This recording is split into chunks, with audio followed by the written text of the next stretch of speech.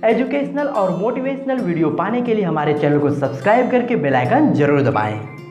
नमस्कार दोस्तों, स्वागत है आपका हमारे YouTube चैनल महेश प्रजापति में। आज हम करने वाले हैं 10th क्लास का ज्योमेट्री का थर्ड लेसन सर्कल का प्रॉब्लम सेट 3। प्रॉब्लम सेट 3 की हमने टोटल यहाँ 7 पार्ट में वीडियो बनाई है। तो आज हम करने वाले हैं पार्ट नंबर 5, जिसमें हम करने वाले हैं क्वेश्चन नंबर 70 to 20। तो इसके अदर पार्ट की वीडियो की लिंक आपको डिस्क्रिप्शन बॉक्स में मिल जाएगी, जाके आप उसे भी देख सकते हैं। यदि आप हमारे चैनल पर नए हैं तो हमारे चैनल को सब्सक्राइब कर लीजिए और साइड में दी गई बेल बटन जरूर दबाइए, जिससे आने वाले एजुकेशनल, मोटिवेशनल और एजुकेशनल टिप्स की वीडियो लगातार आपको मिलती रहे। तो चलिए स्टार्ट करते हैं आज की वीडियो।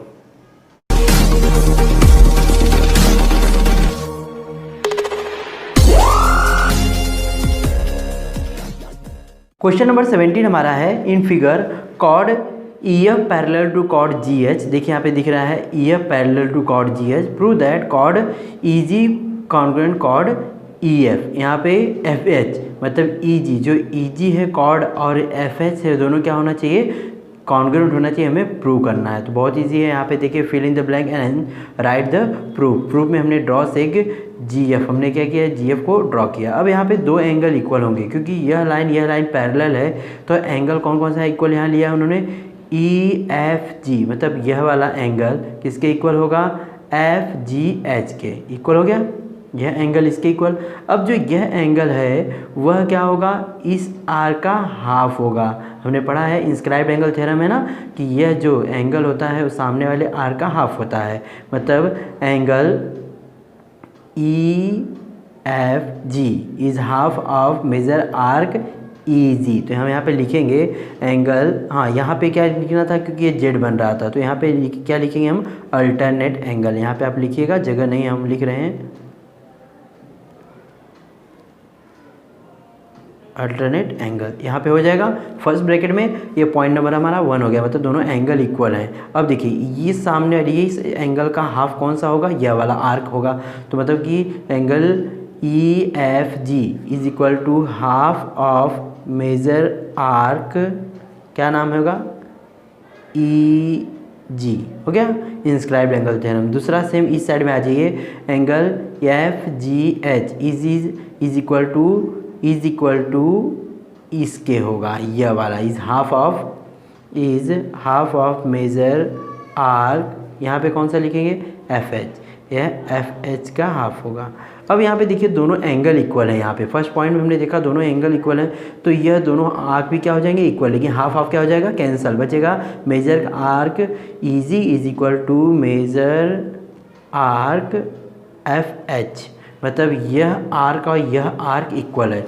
अब देखिए कहीं भी किसी भी सर्कल में अगर दो आर्क इक्वल होते हैं तो जो उनकी करस्पॉन्डिंग कॉर्ड होती है वो भी क्या होती है, इक्वल होती है। सो देयरफॉर EG जो आर्क है यह दिख रहा है, उसकी कॉर्ड कौन सी है, EG है, और FH है उसकी करस्पॉन्डिंग कॉर्ड कौन सी है, FH है, वो भी क्या हो जाएगी, इक्वल हो जाएगी। तो यहाँ पे लिखेंगे chord EG congruent chord FH, यहाँ पे हम लिखेंगे corresponding chords of congruent arc. यहाँ पे लिखना पड़ेगा हमें करस्पॉन्डिंग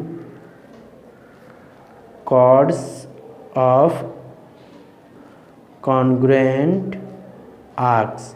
मतलब जो आर्क कॉन्ग्रुएंट थे, इसकी वजह से यह करस्पॉन्डिंग जो उनकी कॉर्ड है यह और यह भी क्या हो गई, इक्वल हो गई। इस तरह हमने यहाँ पे क्वेश्चन नंबर 17 एक्सप्लेन कर दिया। क्वेश्चन नंबर 18 हमारा है, in figure P is the point of the contact. मतलब P है क्या है, दो, देखिए यहाँ पे एक टचिंग का, मतलब जो टेंजेंट है उसका टचिंग पॉइंट है। और क्या दिया हुआ है, if major arc PR is equal to 140। यह आर्क जो यह दिख रहा है यह हमारा दिया हुआ है 140, एंड एंगल POR यह एंगल दिया है 36 degree. Then find major arc PQ। हमें कौन सा फाइंड करना है, यह छोटा वाला आर्क फाइंड करना है। देखिए बहुत इजी है, एक थ्योरम लग रहा है, क्या है कि यह देखिए जो एंगल बन रहा है, इस एंगल से दो आर्क क्या हो रहा है, कट रहा है। एक कौन सा एक कट रहा है, कि ये वाला और यह एक ये वाला। तो यह क्या होगा, जो इस एंगल की जो मेजर होती है इसमें से इसको माइनस कर देते हैं तो उसकी हाफ होती है। इस तरह का एक थ्योरम है। तो यहाँ पे हम उसकी हेल्प से क्या निकाल लेंगे, पी क्यू निकाल लेंगे। और नेक्स्ट हमारा है if O P is equal to 7.2 and O Q is equal to 3.2 then find O R and Q R. तो यहाँ पे हमें दूसरा थ्योरम कैसे लगाएंगे, ये हमारी टेंजेंट है और क्या है, सेकेंड है। टेंजेंट सेकेंड थ्योरम का यूज़ करके ये भी कर लेंगे, ये भी हो जाएगा। नेक्स्ट फाइंड हमारा find O P 7.2 O R is equal to 16.2 find Q R find करना है। ये भी हमें क्या करना पड़ेगा, सेम टेंजेंट सेकेंड थ्योरम ही यूज़ करना पड़ेगा। तो चलिए 1 बाय 1 करते हैं। फर्स्ट हमें कौन सा निकालना है, यह आर्क निकालना है। तो हम यहाँ पे लिखेंगे फर्स्ट, यहाँ पे सॉल्यूशन में से फर्स्ट हम लिखेंगे, हमें फर्स्ट फाइंड क्या करना है, आर्क पी क्यू फाइंड करना है। तो हम यहाँ पे लिखेंगे, डायरेक्टली लिखना चाहे तो लिख सकते हैं, ये हमारी टेंजेंट है, यह सेकेंड है, ये भी लिख सकते हैं सेग या line P U is tangent and line O Q R is secant. So therefore कौन सा एंगल, यह एंगल, इसका नाम कैसे लेंगे, angle P O R is half of major arc, कौन सा बड़ा वाला कौन सा है, P R, minus major arc छोटा वाला कौन सा है, पी क्यू। मतलब जो यह एंगल की वैल्यू होती है बड़े वाले या छोटे वाले आर्क से माइनस करने के बाद हाफ हो जाती है। पी ओ आर यह हमारा ऑलरेडी एंगल दिया हुआ है 36 हाफ, और यह मेजर आर्क पी आर भी दिया है कितना, 140 डिग्री। तो यहाँ लिखेंगे हम 140 minus major arc P Q, हमें क्या करना है, फाइंड करना है। अब देखिए यह फाइंड करना है तो हमें यहाँ 2 को क्या करना पड़ेगा, इस साइड भेजना पड़ेगा। 2 को इस साइड आएगा तो क्या होगा, 7 मल्टीप्लाई हो जाएगा, 72 हो जाएगा। तो हम लिखेंगे 36 into 2 is equal to 140 minus major arc P Q.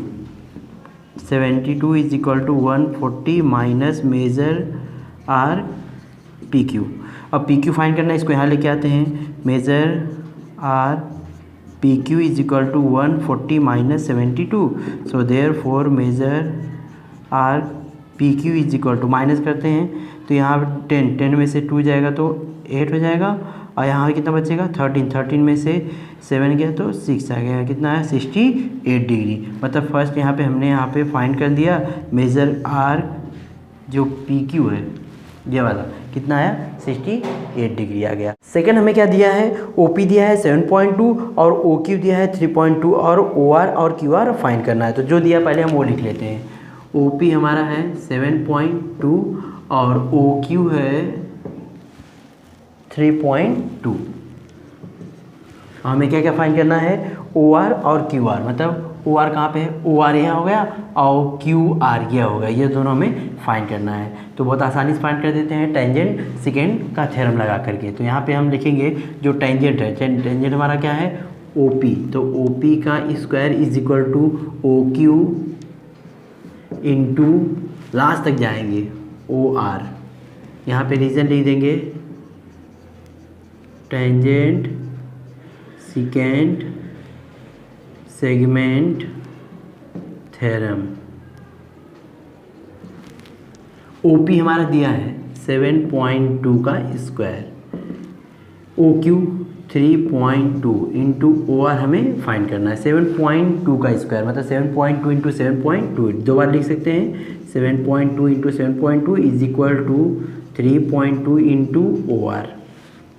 अब हमें क्या करना है, इसका यहाँ पे डिवाइड कर देंगे क्योंकि ओ आर फाइंड करना है। तो O R is equal to 7.2 into 7.2 upon 3.2 O are.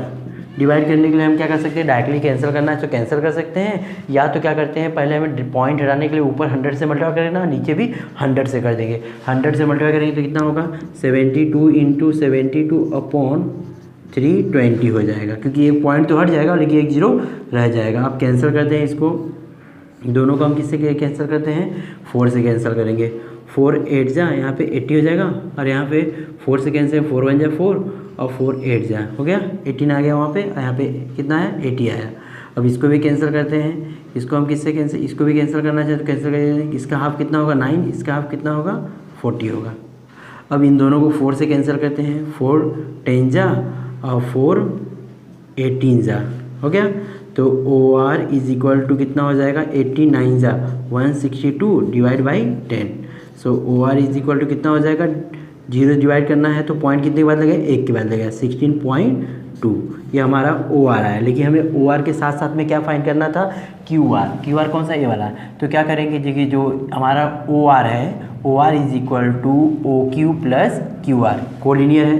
तो लिखेंगे यहाँ पे O R is equal to O Q plus Q R, because O Q R क्या है, कोलिनियर। ओ आर कितना हमारा फाइंड किया हमने 16.2, और ओ क्यू हमारा कितना दिया था, ओ क्यू हमारा पहले से यहाँ पे दिया है 3.2 प्लस क्यू आर क्या करना है, फाइंड करना है। क्यू आर फाइंड करना है, इसका प्लस इस साइड आएगा तो क्या हो जाएगा, minus. So Q R is equal to 16.2 minus 3.2। So minus कर दीजिए डायरेक्टली, कितना हो जाएगा 13 में से, सॉरी 16 में से 3 जाएगा, कितना आया 13 आ गया। सो हमने यहाँ पे क्यू आर भी फाइंड कर दिया। अब नेक्स्ट हमें लास्ट वाला फाइंड करना है, if O P is equal to 7.2। O P 7.2 दिया है, जैसे पिछले वाले में ओ पी 7.2 दिया था, वहाँ पे यहाँ पे ओ आर दिया है 16.2, क्यू आर हमें फाइंड करना है। चलिए इसको फाइंड करके दिखाते हैं आपको। सबसे पहले हमें क्या करना है, टेंजेंट सेगमेंट का थ्योरम का वही यूज़ करना है। तो कैसा थ्योरम कैसे यूज़ हो जाएगा, डायरेक्टली पहले जो वैल्यू दिया वो वैल्यू हम भी लिख लेते हैं। यहाँ पे हमारा ओ पी दिया है 7.2 और ओ आर दिया है 16.2। चलिए तो थ्योरम यूज़ करते हैं। कैसे थ्योरम यूज़ होगा, O P square is equal to, same वैसे ही O Q into O R. Reason यहाँ पे same reason, tangent secant segment theorem. OP हमारा कितना है 7.2 का स्क्वायर, और ओ क्यू हमें क्या करना है, फाइंड करना है, इंटू ओ आर 16.2। सेम वही करना है, इसका क्या करते हैं मल्टीप्लाई, 7.2 इंटू 7.2 लिख सकते हैं, और ओ क्यू इंटू 16.2। यहाँ पे देखिए, यहाँ पे हमने निकाला था सेम वही की था 7.2 यहाँ पे था, और डिवाइड कितना हमने 3.2 से किया, तो आंसर कितना आया था 16.2 आया था। तो यहाँ पे अगर हम 16.2 से डिवाइड करते हैं इसको, तो कितना आएगा हमारा 3.2 ही आएगा। इतना तो आइडिया है, तो हम यहीं से डायरेक्टली निकाल लेंगे। O Q is equal to 7.2 into 7.2 upon 16.2 divide करेंगे, कितना आ जाएगा, O Q is equal to 3.2। O Q आ गया, लेकिन हमें फाइंड क्या करना है, क्यू आर। यहाँ देखिए क्यू आर यह है, क्यू आर फाइंड करेंगे सेम डायरेक्टली। तो हम डायरेक्टली लिख रहे हैं Q R is equal to O R minus O Q, यही होगा, बिकॉज ओ क्यू आर क्या है, कोलिनियर है। अब ओ आर हमारा यहीं पे दिया है 16.2 माइनस क्यू ओ हमने भी फाइंड किया है 3.2, माइनस कर दी 16 माइनस 2 माइनस 0 हो जाएगा, 16 माइनस 3 कितना हो जाएगा 13 आ गया। So Q R is equal to कितना आ गया 13 आ गया।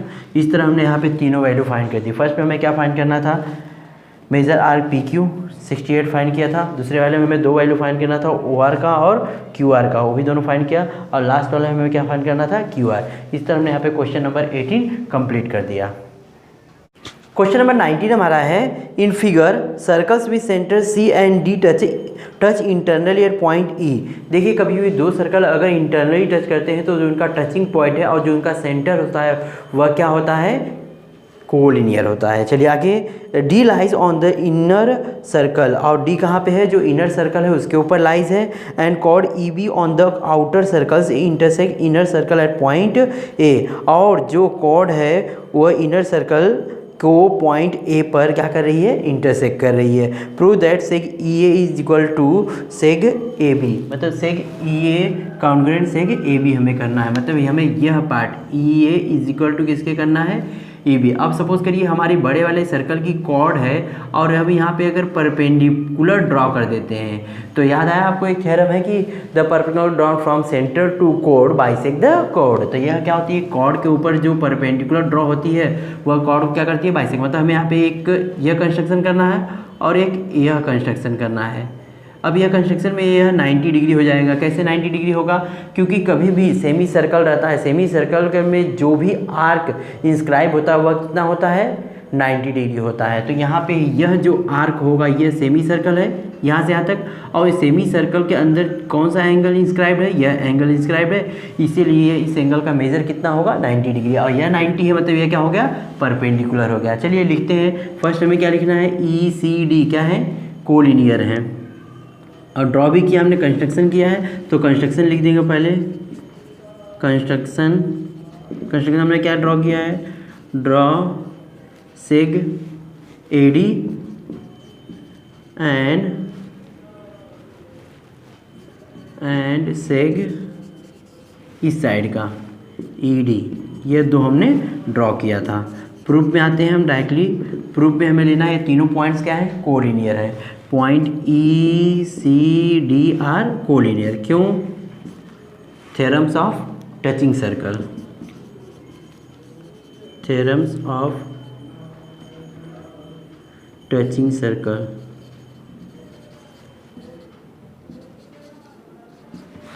टचिंग सर्कल्स का थ्योरम्स के माध्यम से यह तीनों क्या हो गए? कोलिनियर। कोलिनियर होगा तो हमारा ट्रायंगल बन रहा है। तो अब ट्रायंगल में आ जाते हैं।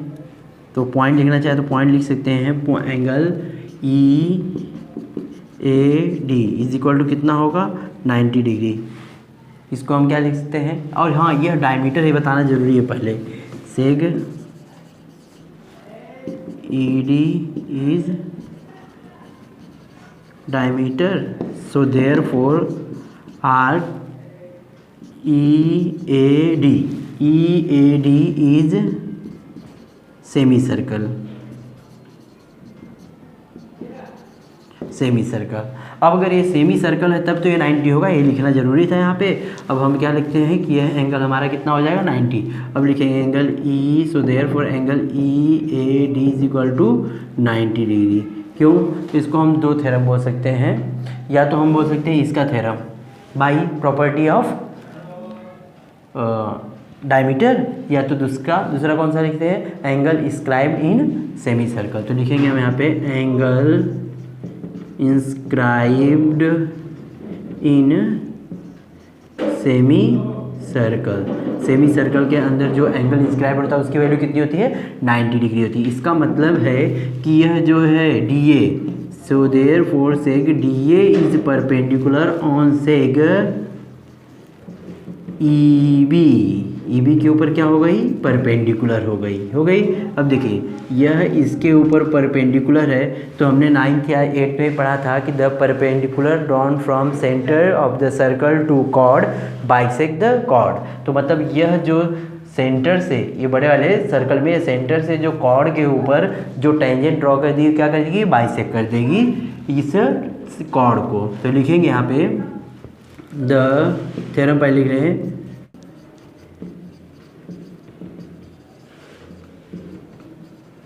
drawn from center of the circle to the chord bisect the chord।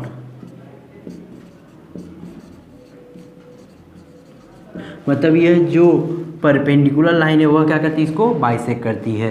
So therefore EA is equal to किसके हो जाएगा? AB। So therefore seg EA congruent seg AB। इस तरह हमने क्या किया? सेग EA को सेग AB के इक्वल बता दिया, कॉन्ग्रुएंट बता दिया। इस तरह क्वेश्चन नंबर 19। क्वेश्चन नंबर 20 हमारा है इन फिगर से AB is diameter of a circle with centre O। मतलब AB हमारे इस डायमीटर है जिसका सेंटर क्या है? O है। The bisector of angle ACB intersect the circle at point D। और ACB का जो बाइसेक्टर है, बाइसेक्टर मतलब इक्वल बाइसेक्ट करता है, और जो कहाँ है? D पर सर्कल को इंटरसेक्ट करता है।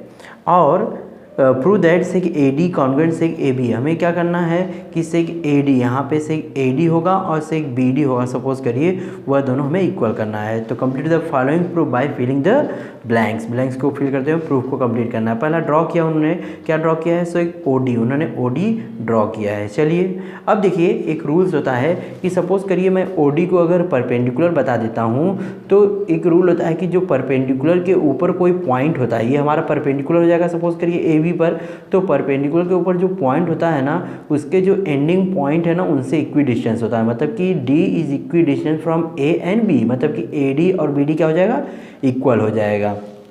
यह हमारा परपेंडिकुलर थ्योरम होता है इस तरह का। चलिए यहाँ पे फर्स्ट यहाँ पे आ जाते हैं angle A C B. Angle A C B यह एंगल कितना हो जाएगा, 90 डिग्री। मैंने आपको पहले बताया था एग्जांपल नंबर 19 में हम लोग देखे थे कि यह कितना होता है 90, क्यों, angle inscribe in semi circle. तो यहाँ पे हम क्या लिख दें, केवल 90 डिग्री लिखेंगे। और हमारा